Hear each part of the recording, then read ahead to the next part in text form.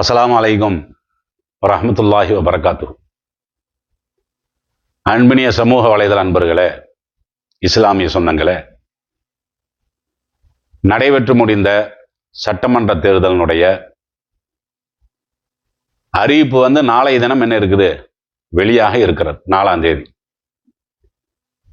இந்த நேரத்தில் நாட்டு மக்கள் எல்லாம் பெரிய எதிர்பார்ப்போடையும் பெரிய ஒரு கவலையோடையும் அச்சத்தோடையும் இருக்கக்கூடிய காட்சிகளை நம்ம பார்க்கணும்.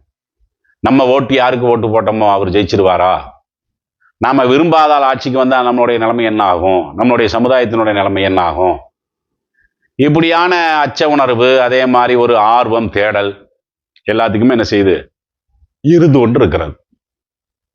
இந்த நேரத்தில் ஒரு முஸ்லீம் இது மாதிரியான சந்தர்ப்பத்தில் அவர்களுடைய நடவடிக்கை எப்படி இருக்கணுங்கிறத என்ன செய்யணும், தெளிவான முறையில் புரிந்து கொள்ளணும்.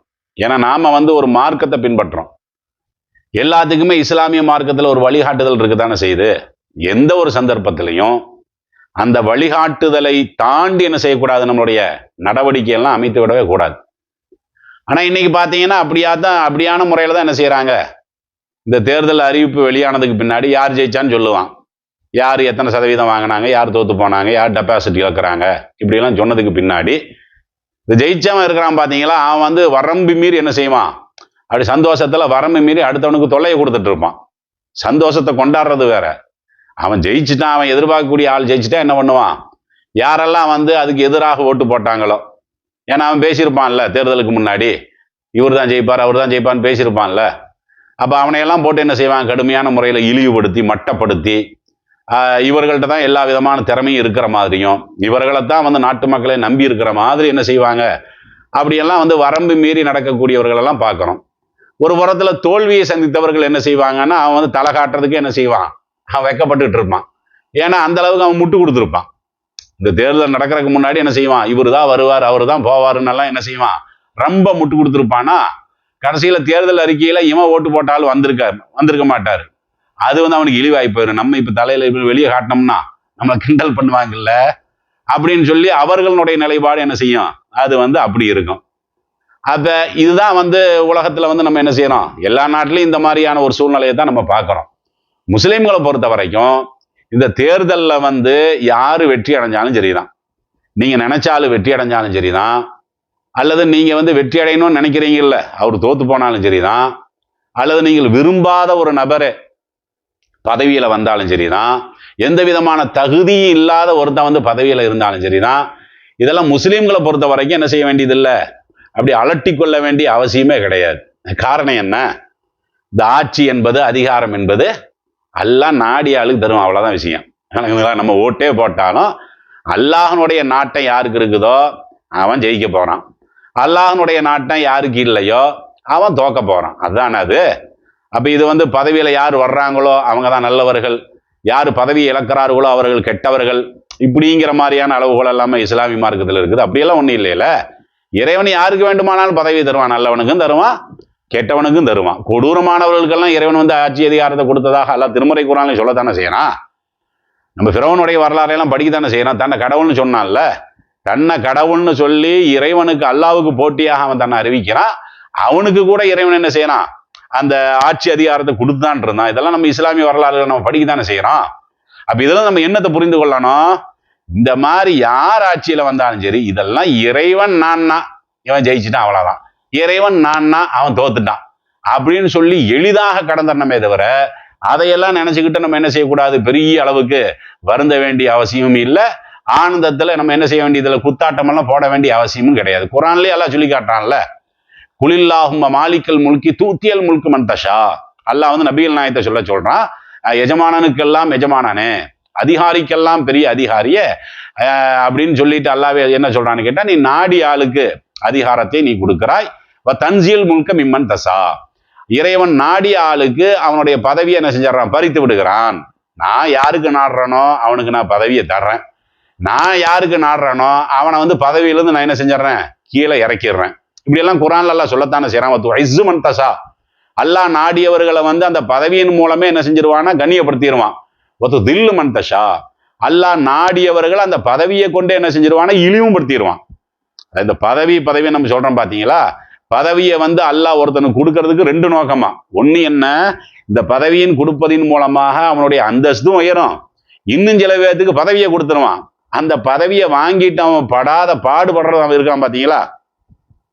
என்னதுக்குடா நம்ம இவனை வந்து தேர்வு பண்ணோம்னு சொல்லி ஓட்டு போட்டவனே என்ன செய்வான், இந்த ஒரு அரக்கிற்கனையா நம்ம வந்து தேர்வு பண்ணோம் அப்படின்னு சொல்லி இவனே வந்து யாருக்கு ஓட்டு போட்டானோ அவனை விமர்சனம் பண்ணக்கூடிய அளவிற்கு இழிவையும் சந்திச்சிருவான். யாரு, இந்த பதவியை வந்து யாருக்கு அல்லாஹ் கொடுக்குறானோ அந்த பதவியை பெற்ற சில பேர் வந்து கண்ணியமும் அடைஞ்சிருவாங்க. ஏன்னா இந்த தேர்தலுக்கு முன்னாடி என்ன செய்வான்னா அந்த அளவுக்குலாம் பேசியிருப்பான்ல, நான் வந்தால் அதை செய்வேன், இதை செய்வேன், உங்களுக்கு அது இலவசமா தருவேன், இது இலவசமா தர்றேன்னு என்னமோ அவனுடைய கையிலிருந்து எல்லாம் கொடுக்குற மாதிரியும். அரசாங்கத்துல என்ன இருக்குதுங்கிறது சொல்லப்போனா ஆட்சி செஞ்சிருக்கிறான் பாத்தீங்களா, அவனுக்கு வேண்டுமானால் என்ன செய்யலாம், ஓரளவு அவனுக்கு இலவசத்தை அறிவிக்க முடியும். ஏன்னா அவனுக்கு இருப்பு என்னன்னு தெரியுமில்ல, எனக்கு என்ன தெரியும், உங்களுக்கு என்ன தெரியும். நான் வாட்டுக்கு வந்து தேர்தலில் நிற்கிறேன்னு சொல்லி வேட்பாளராக இருந்துகிட்டு நான் ஆட்சி வந்ததுக்கு பின்னாடி நான் அதை செய்வேன் இதை செய்வேன்னா எனக்கே அரசாங்கத்தில் என்ன இருக்குன்னு தெரியாத. அப்ப நான் எப்படி உத்தரவாதம் கொடுக்கறது? அப்ப இப்படியான உத்தரவாதங்களை எல்லாம் கொடுத்துட்டு பதவிக்கு வருவான். வந்ததுக்கு அப்புறம் தான் என்னது டப்பா டான்ஸ் ஆடுன்னு சொல்லுவாங்க பாத்தீங்களா. அதுக்கப்புறம் ஒன்றும் இல்லை. இப்போ இந்த தேர்தலே பார்க்குறீங்க, விஜய் நீங்கள் பார்க்குறீங்கல்ல, இப்போ ஏற்கனவே ஒரு கேஸ் கிடைக்கிறதுக்கே வந்து படாத பாடுபட்டு இருக்கோம். எத்தனாயிரம் ரூபா லஞ்சத்தை கொடுத்தாது வாங்கி நம்ம என்ன செய்வோம், ஹோட்டல் நடத்தணுவோம் அப்படிங்கிற அடிப்படையில் அவ்வளோ சிரமமாக இருக்கும்போது இப்போ வந்து 6 கேஸ் என்ன செய்வான வருஷத்துக்கு இலவசமாக தர, இப்படியெல்லாம் நீங்கள் அறிவிப்பு பண்ணதெல்லாம் பார்க்கத்தானே செய்கிறீங்க. அது நடக்கக்கூடிய சாத்தியமா? அது ஒன்றுக்கே இவ்வளோ இழுபறி இருக்கும்போது இப்போ இந்த ஆள் வந்து இப்போ பதவியில் வந்தார்னு வைங்களேன், ஒரு பேச்சுக்கு அப்படி பதவியே வந்தாலும் இதால் கொடுக்க முடியுமா? அப்படி கொடுக்கலன்னா இந்த வாக்குறுதியெல்லாம் நம்ம பார்த்துருக்கோம், நம்ம சும்மா விடுவோமா? நம்மளே வந்து கண்டிப்போமா இல்லையா? நம்மளே இது என்ன கேனத்தனமா என்னதுக்கு இந்த மாதிரியான அறிக்கையெல்லாம் கொடுத்தேன் நம்ம அப்ப கேட்போம் இல்ல. இதான் இழிவுங்கிறது. இது புரியறதுக்கு தான் நான் இந்த ஓமையை சொல்றேன். இது உதாரணத்துக்கு இந்த ஆளை சொல்லலாம், ஏன்னா இந்த ஆள் வந்து எல்லாமே தெரிஞ்சு வச்சிருக்கிறாங்களா, அப்படிதான் பிரம்மாண்டமா இன்றைக்கு பேசப்படுகிறது. அதுக்காக வேண்டி நான் இந்த உதாரணம் சொல்றேன். அப்ப என்ன இறைவன் என்ன சொல்றான்னு கேட்டா, எஜமானனுக்கெல்லாம் எஜமான நான் தான். அல்லாஹ் நாடிய ஆளுக்கு பதவியை கொடுப்பான், நாடிய ஆளுக்கு அந்த பதவியை விட்டு என்ன செஞ்சிருவான், இறக்கிடுவான். இந்த பதவியின் மூலம் நாடிய ஆளுக்கு வந்து அல்லாஹ் கண்ணியத்தையும் கொடுத்துருவான், நாடிய ஆளுக்கு அல்லாஹ் வந்து இழிவையும் ஏற்படுத்திடுவான். எதிக்கல் ஹைரு, ஏன்னா எல்லா நலவும் அந்த அல்லாஹனுடைய கையில் இருக்கிறது. இன்ன காலா கொல்லி ஷையின் கதீர், அவன் எல்லா விதத்திலையும் சக்தி பெற்றவனா இருக்கிற காரணத்தினால அவன் நினைச்சா யாரையும் ஆட்சியில கொண்டு வருவான், அவன் நினைச்சா யாரையும் கீழே இறக்கிடுவான். 3வது அத்தியாயத்துல 26வது வசனத்துல இருக்குதா இல்லையா? அப்ப இதை நம்ம என்ன செய்யணும்னா முதல்ல மனதில் வைத்துக் கொள்ளணும். யார் வெற்றி அடைஞ்சாலும் சரி, யார் தோல்வி அடைஞ்சாலும் சரி, நம்ம ஓட்டு போட்டால் வெற்றி அடைஞ்சிட்டாருன்னு சொன்ன உடனே நாம் அப்படி ஆனந்தத்தில் என்ன செய்யறது, அப்படி குதிக்கிறது. அதுக்கு எதிரானவர்கள் யாரெல்லாம் ஓட்டு போட்டாங்களோ அவங்களை கேலி பண்றது, கிண்டல் பண்றது. நீங்க முஸ்லீம் சமுதாயத்திலே நம்ம அப்படியெல்லாம் பார்க்கிறோம்ல. குறிப்பா இந்த 2026ஆம் தேர்தலில் முஸ்லிம்கள்ல கூட என்னடா இந்த மாதிரி ஒரு அரசியல் பைத்தியங்கள் இருக்கிறாங்க, விவரம் கெட்டவர்கள் இருக்கிறாங்க, மார்க்கம் பேசுறாங்க, ஜும்மாக்கள் எல்லாம் பண்றாங்க. அவர்களை பார்த்தீங்கன்னா இந்த அரசியல் பித்து பிடிச்சி அலையக்கூடிய காட்சியெல்லாம் நம்ம பார்க்கத்தானே செய்யறோம். அதாவது நோன்புங்கிறதெல்லாம் முஸ்லிம்களுக்கு சம்பந்தப்பட்ட விஷயம், ஆன்மீக சம்பந்தப்பட்ட விஷயம் தானே. அவன்கிட்ட ஈமானும் இல்லை, ஒன்றும் இல்லை. அவனை கூப்பிட்டு என்ன செய்யறது, நோன்பு திறக்கிறது. அவனுக்கு ஈமான் இல்லை, அவனை கூப்பிட்டு தொழுகை நடத்துறது. இப்படியெல்லாம் நம்ம பார்க்குறோம். இதெல்லாம் யாருடைய திருப்தியை வாங்குறதுக்கு? இபாதத்துங்கிறது இறைவனுடைய திருப்தியை வாங்குறதுக்கு தானே அல்லாவே கொடுத்துருக்கிறான். இந்த நிகழ்ச்சிகள் எல்லாம் நடத்துற ஆலிம்கள் நடத்துறத நான் சொல்ல வர்றேன். பொதுமக்களை விட்டுருங்க, ஆலிம்களை நடத்திட்டு இருந்தாங்களா இல்லையா? அப்ப ஆலிம்களை எப்படி இருக்கும்போது பொதுமக்கள் எப்படி இருப்பாங்க? இவன் பைத்தியக்காரனா தான் இருப்பான், இவன் அரலோசு மாதிரி தான் இவனு இருப்பான். அப்ப இந்த போதையெல்லாம் நம்மள்ட்ட என்ன செய்யக்கூடாது, இந்த அரசியல் போதையெல்லாம் நம்மள்ட்ட வந்து இருக்கவே கூடாது. இன்னும் சொல்ல போனா என்னன்னா, ஒரு முஸ்லீம்கிட்ட எதெல்லாம் வந்து இருக்கக்கூடாது அந்த மாதிரியான பண்புகளை எல்லாம் நம்ம இன்னைக்கு பாக்குறோம்ல. இப்ப நாளைக்கு தான் எவன் வெற்றி அடைஞ்சாங்கிறது தெளிவா தெரிய போகுது. 4ஆம் தேதி, இன்னைக்கு 3ஆம் தேதி. இன்னைக்கு யாருக்காவது தெரியுமா யார் வெற்றி அடைஞ்சாங்கிறது? நம்மளுக்கு தெரியுமா? உங்களுக்கு தெரியுமா? எனக்கு தெரியுமா? யாருக்குமே தெரியாதுல்ல. பதவியில இருக்கிறான் பாத்தீங்களா, அவனுக்கும் தெரியாது. பதவியில வர்றதுக்கு துடிக்கிறான் பாத்தீங்களா, அவனுக்கும் தெரியாது. எல்லாத்துக்குமே நாளைக்கு தான் என்ன செய்யும், விடையங்கிறத தெரியும். ஆனா இன்னைக்கு என்ன, மற்றவனாவது பொறுத்த யூடியூப் வியாபாரிகள் இருக்கானுங்கல்ல, அவனுங்க வந்து ஏதாவது ஒரு பொழப்பை இதை வச்சு நடத்திக்கிட்டே தான் இருப்பானுங்க. தேர்தலுக்கு முன்னாடி ஒரு கருத்து கணிப்பும்பான், தேர்தல் முடிஞ்சதுக்கு அப்புறம் அது ஒரு கருத்து கணிப்பும்பான். இதெல்லாம் வந்து அவர்களுடைய தொழிலுக்கு செய்யக்கூடியதானே தவிர இப்படி முஸ்லிம்கள் செய்யலாமா? ஆனா முஸ்லிம்களே இன்னைக்கு வந்து அந்த மாதிரியான அறிக்கைகள் போடக்கூடிய காட்சிகளை நம்ம முகநூல்ல பார்க்கத்தானே செய்யறோம். இவர் தான் வர போறாரு, இவர் வந்து இழிவடைய போறாரு, இவர் ஒரு சீட்டு கூட டெபாசிட் கூட வாங்க மாட்டாரு. இதெல்லாம் உனக்கு எப்படி தெரியும்? அப்படி வந்து அல்லாஹ் ஏதாவது ஒரு ஞானத்தை நம்மளுக்கு எல்லாம் கொடுத்துருக்காங்க. நாளைக்கு என்ன நடக்குங்கிற ஞானத்தால நம்மளுக்கு கொடுத்துருக்கானா? இல்ல இன்னைக்கு கூட அந்த தேர்தல் அதிகாரிக்காவது அது தெரியுமா? அந்த தேர்தல் நடத்தினார்ல அந்த ஆளுக்காவது தெரியுமா?